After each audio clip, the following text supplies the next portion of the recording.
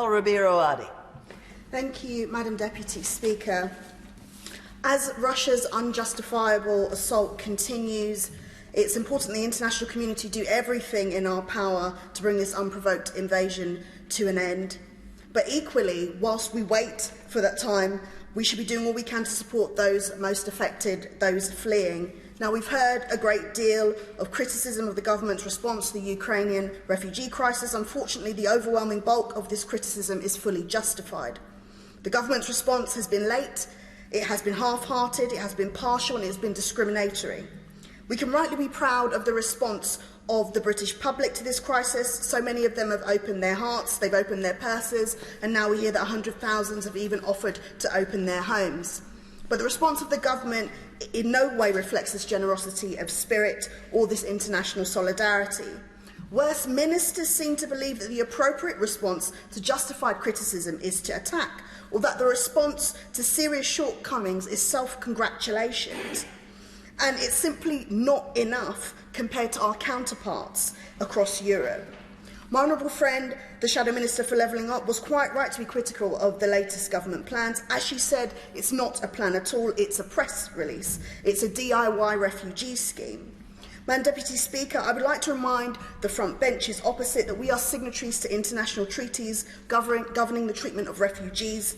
In none of them is it stated you can let in some people who want to come depending on the generosity of your own citizens. That is not international law.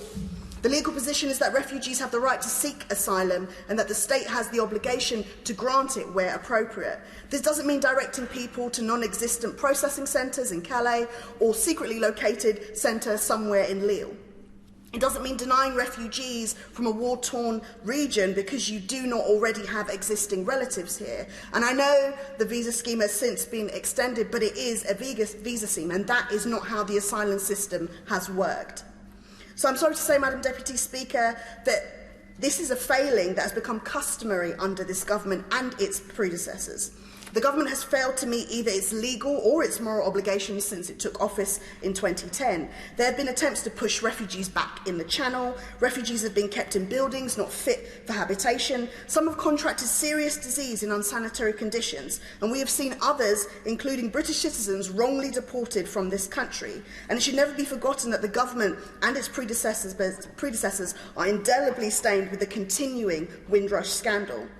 And to add to this government is yet to provide an adequate response to what many members have raised in this House, the issues of African and Asian students in Ukraine facing discrimination, fleeing war. Now, many may say, what does this have to do with us? But this government should surely like to send the message that no race or nationality is more worthy of safe passage or refuge than another. But the responses we've had to date are woefully lacking.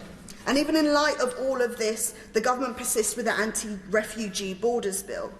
So we have to conclude that, like Pavlov's dog, ministers hear the word migrants and refugees and their reflexes just take over, and their reflex is distasteful and objectionable.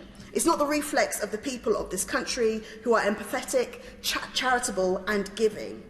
Madam Deputy Speaker, as we've already heard, yesterday we marked 8 years since the death of the late, great Tony Benn. And whenever I speak about this government's treatment of refugees, I'm reminded of something that he said. He said that the way a government treats refugees is very instructive because it shows you how they would treat the rest of us if they thought that they could get away with it. So, Madam Deputy Speaker, I'd like to offer the government some advice, and that would be to be more like the British people in their treatment of refugees before the British people see them for exactly who they really are. Thank you.